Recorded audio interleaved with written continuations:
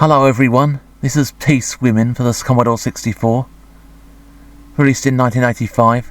I think it was full price, it would have been £8 originally. Basically you're a peace protester trying to break into the Greenham base, overthrow the Defence Minister Michael Turpentine, who I presume was based on Michael Heseltine.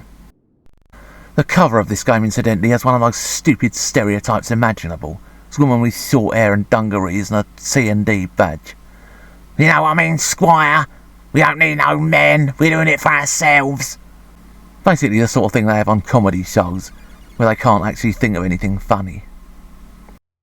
I shouldn't really say that, because we now live in an age where we're not allowed to laugh at anyone or anything. I don't want to join in that mentality. And these graphics are absolutely bloody terrible. Look at that, what is it exactly? Someone tried to build it out of Lego or something. I mean, every time you die you're a little angel who flies up to heaven. There seems to be a giant funnel there. You've got to drive along a Sinclair C5 and shoot people.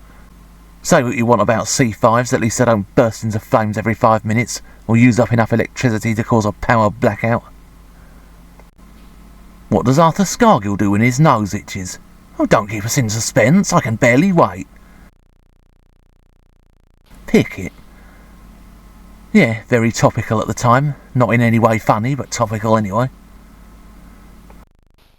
Mind you, I've got absolutely no love for Arthur Scargill. I don't believe he was on the side of the miners. I think him and Thatcher were in it together, wanted to destroy the unions. They couldn't just ban them, so they turned the people against them. Bit like what people are doing now. Every worthy cause you can think of has been completely hijacked by troublemakers, flipping rowdies, bloody bonehead yobs. All this looking for trouble. All they're doing is just making things easier for the big corporates, which I think is the intention, to be quite honest. I don't even know whether this started life as a satire or whatever it's supposed to be. It just seems like a vain gimmick that's been thrown into an absolutely bloody terrible game. Now we've got the people on pogo sticks. Not that you'd actually know they're pogo sticks, because there's absolutely no animation whatsoever. The humour in this game is just stupid as well, with unfunny jokes, and he has a go at Jeff Minter at one point. He was a computer programmer, by the way. Even though his stuff was better than this. What exactly is that supposed to be? This looks like a pile of Lego bricks. I would actually be doing Lego a disservice saying this all looks like it's made out of Lego. It actually looks like it's made out of kind of a cheap, nasty Lego alternative. Kind of rubbish you get that costs about $1.99 and it's blooming falls to pieces in 5 minutes. There is nothing to this game, quite honestly. It is just nondescript.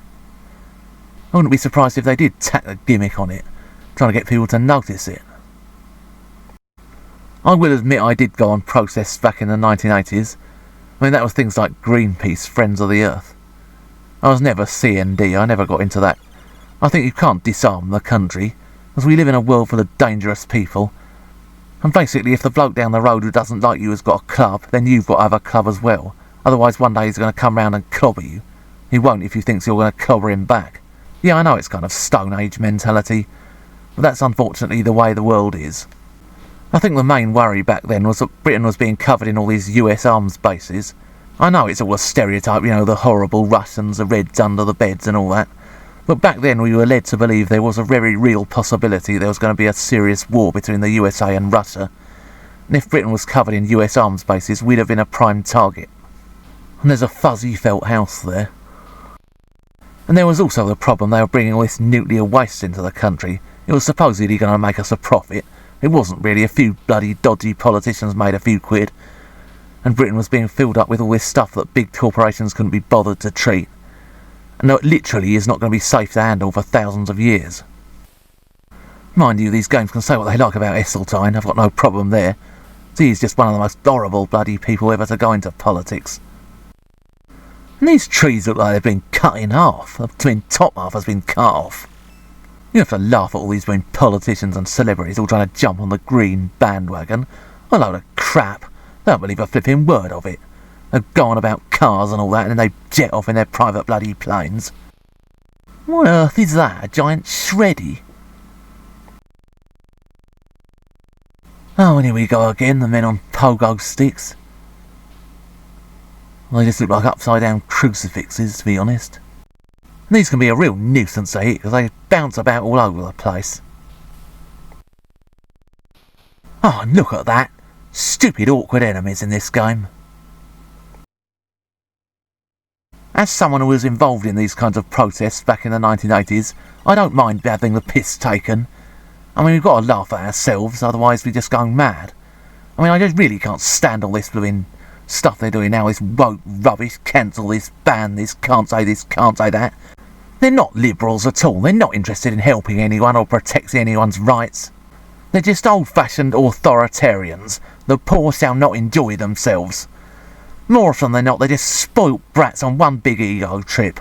What I do object to is a game that is absolutely tedious. Looks like it was programmed by a 5-year-old. Has got absolutely no addictive qualities whatsoever. And if you're going to put humour in it, at least make sure it's funny. I mean, this is the sort of stuff they have in rubbish sketch shows. They think they're being bold and near the knuckle, when in fact they just come across as desperate. And there's that Llamas Are Loathsome having a go at Jeff Minter. How utterly pathetic. Considering whoever programmed this obviously hasn't got the first idea about making computer games, it just comes across as bitter and petty. If this game was a budget game, it would still be a rip-off.